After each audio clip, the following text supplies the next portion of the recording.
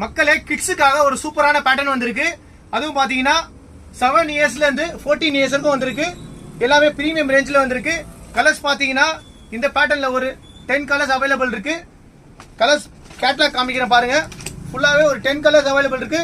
6 இயர்ஸ்ல இருந்து 14 இயர்ஸ் வரைக்கும் அவைலபிள் இருக்கு இந்த கேட்லாக்ல. சோ எல்லா சைஸும் அவைலபிள் இருக்கு. ஃப்ரெஷ்ஷா ஸ்டாக் ஆயிருக்கு.